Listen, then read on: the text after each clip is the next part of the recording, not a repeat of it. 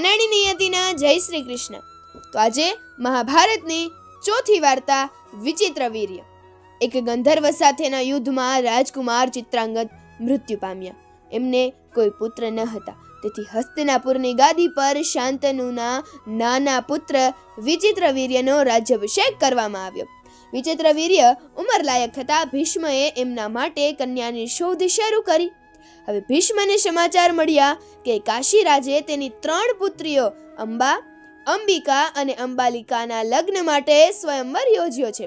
આ કન્યાઓ સુંદર, બુદ્ધિશાળી અને ખૂબ જ સંસ્કારી હતી, તેથી દેશ પરદેશથી અનેક રાજાઓ અને રાજકુમારો તેમના સ્વયંવરમાં આવ્યા હતા। ભીષ્મએ સ્વયંવર શરૂ થતા પહેલા 3 કન્યાઓનું અપહરણ કરીને તેમને પોતાના રથમાં બેસાડી દીધી અને રથ હસ્તિના તરફ દોડાવી મૂક્યો। રસ્તામાં સૌબલ દેશના રાજા શાલ્વે ભીષ્મને અટકાવ્યા। શાલ્વ અને અંબાએ એકબીજાને પરણવાનું વચન આપ્યું હતું, એટલે શાલ્વ અંબાને ભીષ્મ પાસેથી છોડાવી જવા આવ્યા હતા। શાલ્વ અને ભીષ્મ વચ્ચે યુદ્ધ થયું, એમાં શાલ્વનો પરાજય થયો। હસ્તિના પર પહોંચીને ભીષ્મએ વિચિત્ર વીર્યના લગ્નની તૈયારી કરવા માંડી। તે વખતે અંબાએ ભીષ્મને કહ્યું કે હું મનોમન શાલ્વને વરી ચૂકી છું, કૃપા કરી તમે મને શાલ્વની પાસે જવાની મંજૂરી આપો, રજા આપો। ભીષ્મએ અંબાને શાલ્વની પાસે મોકલી દીધી, પરંતુ શાલ્વએ એનો અસ્વીકાર કર્યો। અંબા ભીષ્મ પાસે પાછી આવી। ભીષ્મએ વિચિત્ર વીર્યના અંબા સાથે લગ્ન કરી લેવા કહ્યું। વિચિત્ર વીર્યએ કહ્યું કે જે કન્યાનું મન પહેલેથી બીજા કોઈ પુરુષોમાં રહેલું હોય તેની સાથે હું લગ્ન કેવી રીતે કરી શકું? આથી અંબાએ ભીષ્મને કહ્યું, મારી સાથે કોઈ લગ્ન કરવા તૈયાર નથી, તમારે કારણે જ મારી આવી સ્થિતિ થઈ છે, તેથી હવે તમે મારી સાથે લગ્ન કરો।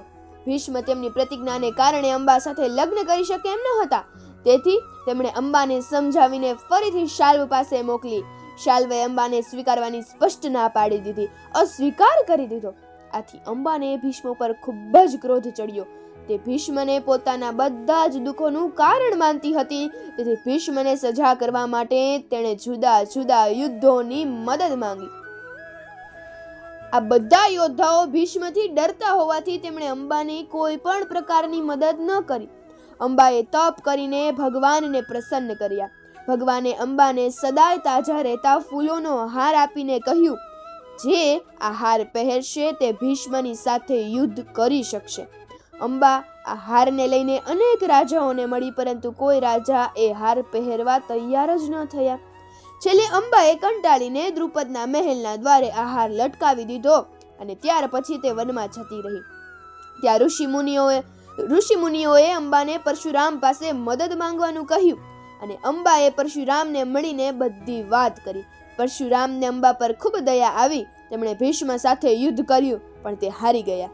હવે અંબા સાવ નિરાશ થઈ ગયા। એમણે હિમાલય પર જઈને આકરી તપસ્યા કરી શંકર ભગવાનને પ્રસન્ન કર્યા। શંકર ભગવાને એમને વરદાન આપતા કહ્યું કે તું આવતા જન્મે ભીષ્મને હણવા માટે પાંડવોને મદદ કરીશ। અંબા બદલો લેવા માટે ઘણી ઉત્સુક હતી, તેથી તેણે અગ્નિ સ્નાન કરીને સ્વર્ગમાં વહી ગઈ। દ્રુપદના દ્વારે અંબાએ લટકાવેલો હાર હજુ એમને એમ લટકતો હતો, તેથી અંબા બીજા જન્મે